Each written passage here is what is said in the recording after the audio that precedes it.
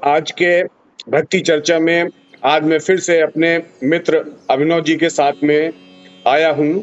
तो आज हम चर्चा करते हैं कुछ भक्ति के बारे में। तो अभिनव जी, आप आज आपसे मेरा पहला सवाल ये है कि आज के युग में काफी लोग समाज में ऐसे हैं जो भक्ति का मजाक उड़ाते हैं, और कुछ लोग ऐसे हैं जो सारा मतलब सदैव माला जप करते रहते हैं। तो आप ये बताइए कि माला जप जीवन में करना क्यों जरूरी है और इसका महत्व क्या है?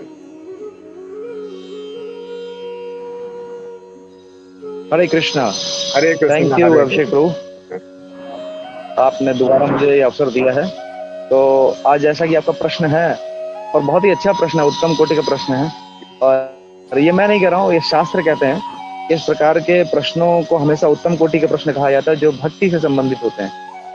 तो भगवान की भक्ति से बढ़कर इस संसार में कुछ नहीं है, और भगवान की भक्ति का जो प्रथम नियम है वह है भगवान के नाम का उच्चारण। जैसा कि हम कहते हैं कि हम जिस को याद करते हैं बार बार, उसका नाम हम सोचते रहते हैं, चाहे वो हमारे निजी संबंधों में हो, पति पत्नी के संबंध में, प्रेमी प्रेमिका के संबंध में, या कोई खास मित्र हो, या खास पारिवारिक संबंधी हो जिससे हमारा बहुत अटैचमेंट होता है, तो हम उसको याद करते रहते हैं।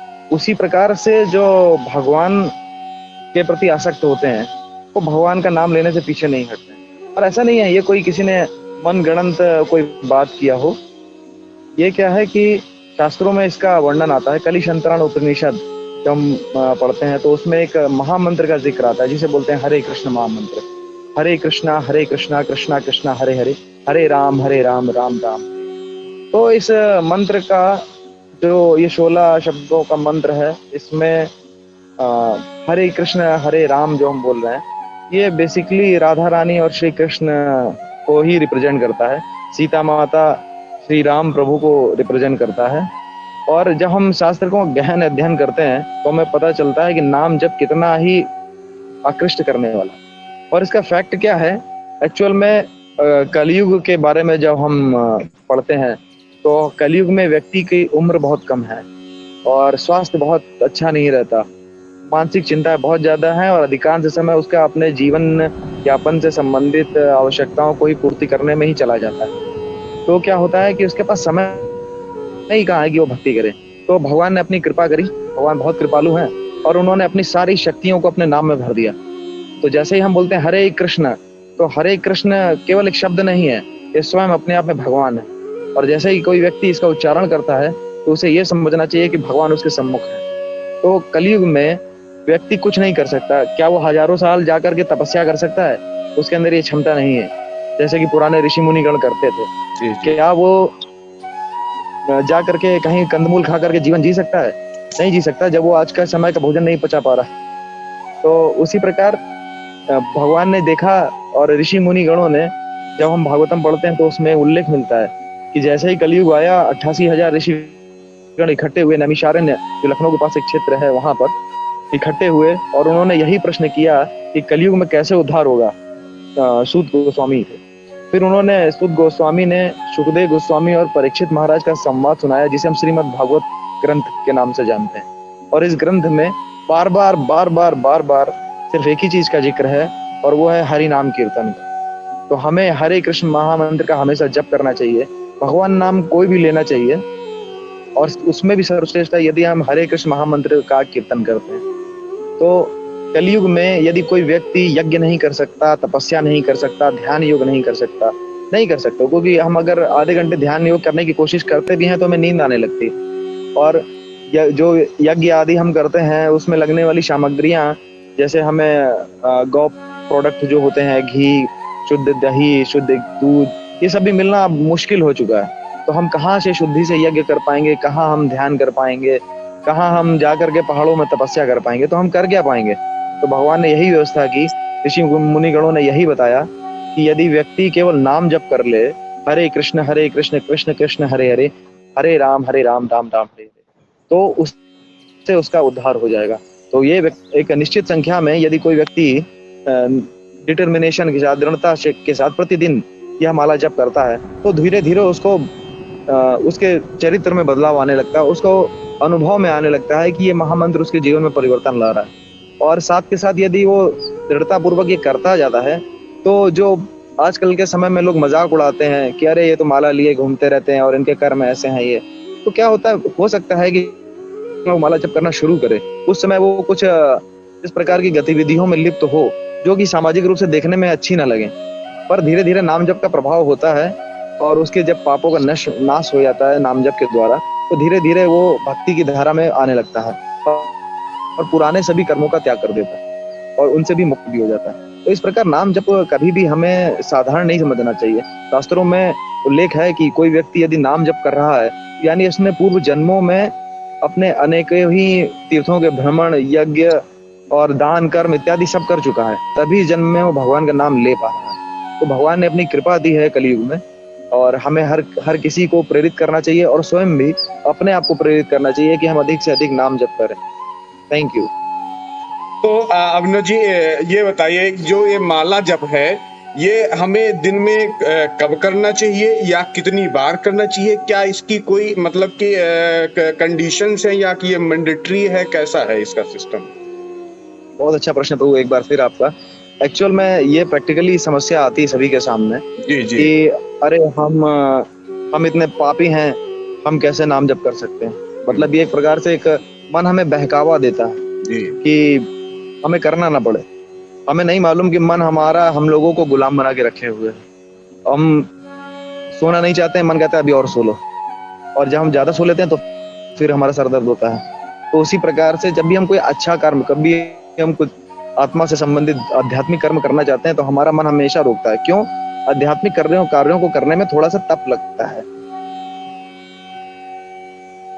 तपस्या। अब हम पहाड़ों में जाके तपस्या नहीं कर पाते, तो हमारे लिए अच्छी तपस्या यही है कि हम सुबह सही समय पर उठ जाएं, सही समय पे स्नान कर लें, सही समय पे पूजन कर लें, क्योंकि आज कलयुग में व्यक्ति का जीवन शैली किसी भी प्रकार से शास्त्र के अनुरूप नहीं है। तो भगवान ने क्या किया, इसमें भी बहुत कंसेशन दिया। भगवान इसीलिए कंसेशन देते हैं क्योंकि वो भगवान है और भगवान सर्वोच्च है, वो हर किसी के कल्याण के लिए सोचते हैं। तो भगवान ने क्या कंसेशन किया हमारे लिए कंसेशन है कि हमें नाम दिया, जिसके नाम जप के लिए किसी भी प्रकार की कोई विधि वर्णन नहीं है। आप कहीं भी कोई भी कार्य कर, कहीं भी बैठ करके कहीं भी अपना डेली वर्क करते हुए आप नाम जप कर सकते हो। हाँ, ये भी एक अच्छा जरूरी है ये समझना कि हम अगर कार्य करते हुए नाम जप कर रहे हैं तो एक निश्चित समय निर्धारित करें, जिस समय हम केवल नाम जप ही करें, कोई और कार्य ना करें।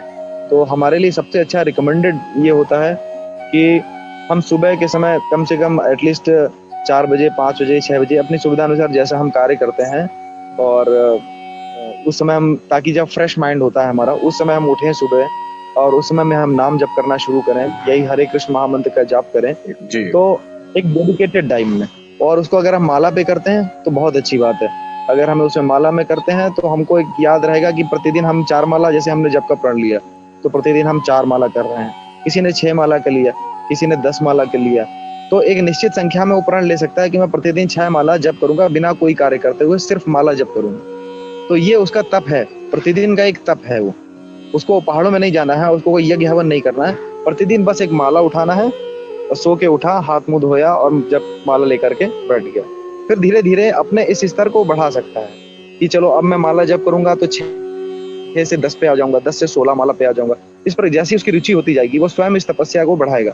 क्योंकि जब हम तपस्या करेंगे ना, तो हमारे भीतर जो एक निगेटिव एनर्जी होती है वो दूर होगी और हमारे भीतर पॉजिटिव थॉट्स आएंगे, हम थोड़ा सा आनंद में आना शुरू हो जाएंगे और वो आनंद हमें और अधिक नाम जप के लिए प्रेरित करेगा और अधिक शुद्धि के साथ ये करने के लिए प्रेरित करेगा। तो पहले ये जरूरी है कि नाम जप करना हम शुरू करें, बाद में धीरे धीरे भगवान की कृपा से हमें अन्य शुभ विचार आने लगेंगे तो हम उसको और अच्छे से कर सकते हैं।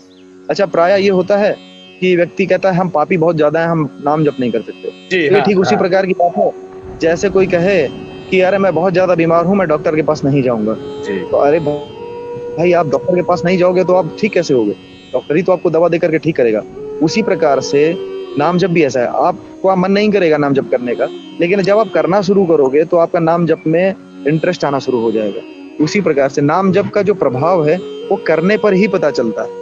हमें ऐसे नहीं पता चल सकता कि बस हम किसी के कहने से, हम जैसे कोई मीठा खा रहा है तो जो मीठा खा रहा है वो अनुभव करके बता सकता है कि ये मीठा है, लेकिन अपनी मिठास किसी को दे नहीं सकता है। उसी प्रकार से नाम जप वो है, वो हमको करने पर ही पता चलेगा कि हमने इसको अच्छी तरह से करने का, बैठ करके कम से कम 2 माला से शुरू किया, तो आज 2 माला का जप किया, फिर 4 माला का जप किया कभी, तो हमें धीरे धीरे वो अनुभव आएगा। तो उस अनुभव से ही हमारा इंटरेस्ट बढ़ेगा और उसी से ही हमारी बीमारी ठीक होगी। ये जो बीमारी है एक्चुअल में ये भौतिकता की बीमारी है।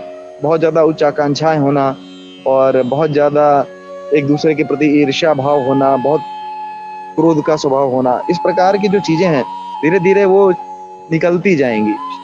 तो ये नाम जप का बहुत अच्छा प्रभाव होता है और इस प्रकार से हम बिना कोई नियम लिए, कम से कम सिर्फ इतना नियम लें कि हम प्रतिदिन 2 माला से शुरू